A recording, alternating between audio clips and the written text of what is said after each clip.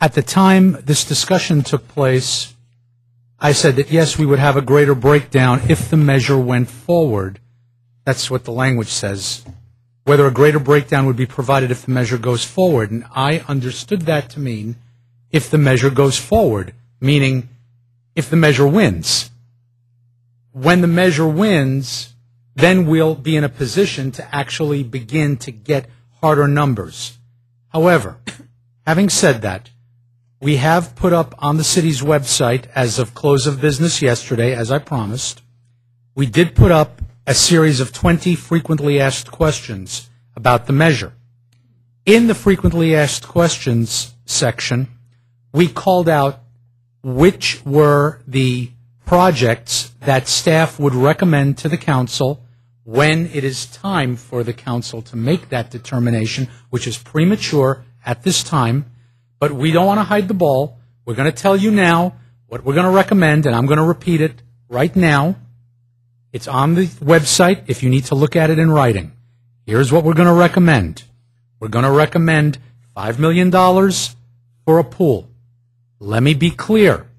We intend to build a 50-meter pool with lockers and shower facilities. We hope to build a greater aquatic facility in conjunction and in partnership with the swim community here in Alameda, in keeping with this government's commitment to public-private partnerships. That's $5 million.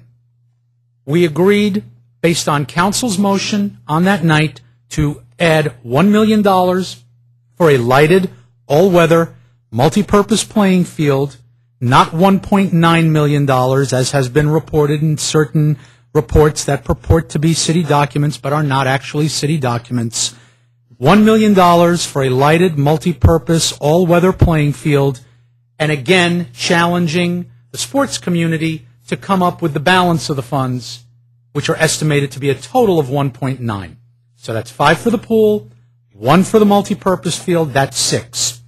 There was a total of $300,000 that council asked for that we would advance through the bond for a library, of which we believe $125,000 to $150,000 is for a second elevator, which was discussed at great length at the meeting. The balance would be used to dramatically improve the library's equipment and electronic book collection and computers. That is a total of $300,000, not $660,000, as has been reported in error on several of the blogs based upon a document that purports to be a city document but is not in fact a city document. The Carnegie Library is $3.5 million, not $4.1 million, as has been erroneously reported on a blog using a document that purports to be a city document and is not in fact a city document. Let me explain where the $3.5 million number came from. In 2007, the city performed an extensive historic architectural survey of the library for different uses. The use we have selected is for a museum.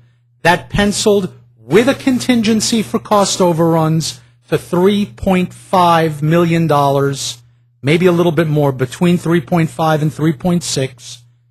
We believe that in 2007, at the peak of last decade's housing real estate boom, when construction costs were high, if it was $3.5 million then, it is certainly not going to be more now. But to be even more sure of that, I took it upon myself to speak with the architect who was the author of the report and said, do you believe this can be completed today for $3.5 million as you opined in 2007? And her answer was absolutely, surely, given the decline in construction and labor costs. That's why we use that number. The number is 3.5, not 4.1. Fire Station 3 will also be proposed. And I'll come back and total it for you again. Fire Station 3, together with the Emergency Operations Center, is $4.5 million, not $5.6 million, as has been erroneously reported on a blog using a document that purports to be a city document, but in fact is not a city document. So, to review, for the clarity of the council and the clarity of the public, because there is a dramatic amount of misinformation being circulated about this measure, and I take that very seriously, and I apologize on behalf of staff if we haven't been clearer. But after this presentation I've just given you, no one should be unclear about what the numbers are. Here are the numbers. Fire Station 3 is 4.5. Carnegie Library is 3.5. That makes 8. The pool is $5 million. That makes 13. The multi-purpose field is $1 million. That makes 14. The library is $300,000. That makes $14.3 million. Council members, those are the projects we would propose to you when we get there, assuming the measure passes. Those are the projects we would advance first, assuming some other things, like that we can actually float a bond. Now, our finance people believe firmly that we can do that. And they believe that we can do that safely at a low interest rate and that it will generate between $15 and $16 million in bond revenues. So what you've got is 15 to 16 in bond revenues and 14.3 in projects. That leaves us an extra approximately $1 million for any unforeseen circumstances. That is what we are intending to do. Other items will be funded on an as-needed and ongoing basis by the balance of the sales tax revenues. You already have in your possession in our earlier reports the full list and the cost of the entire fire fleet, the entire police fleet, and the manner in which we intend to go forward.